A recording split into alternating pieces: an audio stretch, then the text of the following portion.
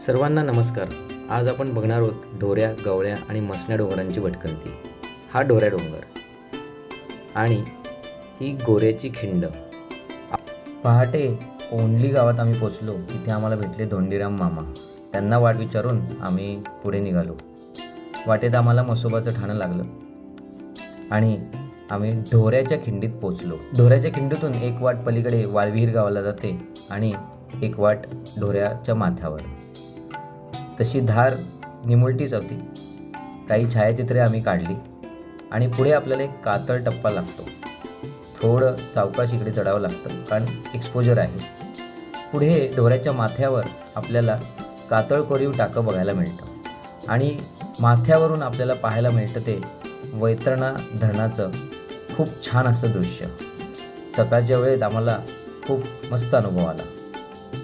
आणि ह्या बाजूला म्हणजे त्याच्या विरुद्ध बाजूला आपल्याला दिसतात ढोऱ्या, गवळ्या आणि मसण्या यांचा अफाट पसारा आणि सह्याद्रीच्या माळ रानाचे विहंगमय दृश्य.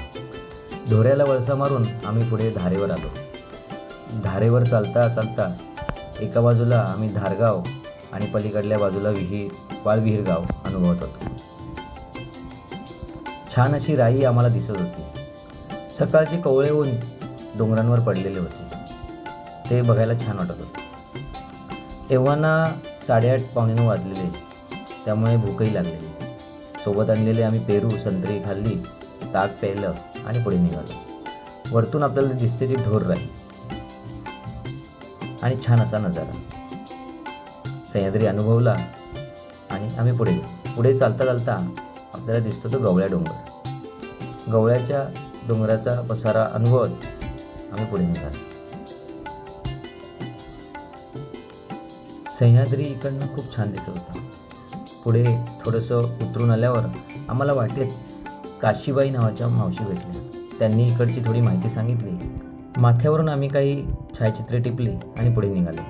पुढे मसण्याला वळसा मारून मसण्याचा दांड आम्हाला उतरायचा होता. या ठिकाणाहून म्हणजेच ह्या जागेवरून आम्ही सह्याद्रीचे छान असे दृश्य टिपले. समोर बघताय तो ट्रिंगलवाडी गड आणि या बाजूला येतो वैतरणा नदीचे खोरे आणि इतर परिसर.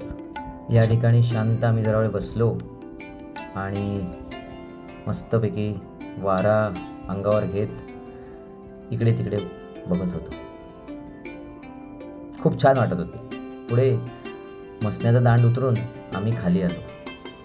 पुढे आम्हाला पारधीताईंचे घर लागले. तिथेच आम्ही खरबूजचा एक ब्रेक घेतला. वाटेत एक विहीर लागली आणि ताईंनी सांगितले की पुढे माळावरून पुढे जा. दुपारच्या वेळेसही इकडे झाडं आहेत छान आणि सावलीही होती. इकडनं आम्ही पुढे निघालो. वाटेत आम्हाला संतू लोते मामा भेटले. त्यांनी या परिसराची बरीचशी माहिती आम्हाला सांगितली. त्यांनीच आम्हाला सांगितले की राशीच्या खिंडीतून तुम्हाला दोर खिंड गाठायची आहे. समोर बघताय तुम्ही ते ढोऱ्याची खिंड. परत माळ आम्हाला लागलं. माळावरून आम्हाला ढोर खिंड गाठून पुढे जायचं होतं. माळावर आमची भेट झाली नारायण मध्ये दादांची. त्यांचं तिथे घर आहे. आणि पुढे माळावर गंगाराम म्हस्के आबा आम्हाला भेटले. तिथे आम्ही थोड्या वेळ गप्पा मारल्या, बसलो, विश्रांती घेतली आणि ढोर खिंडीची वाट पकडली. आजही ही वाट वाळविहीरकडचे लोक वैतरणा किंवा सातुर्ली, आवरली या गावांना जायला वापरतात. त्यामुळे मळलेली आहे ही वाट. तुम्ही बघू शकता. दुपार जरी असली तरी इथे आंब्याची झाडं, करवंद भरपूर आहेत. त्यामुळे तशी सावलीच होती.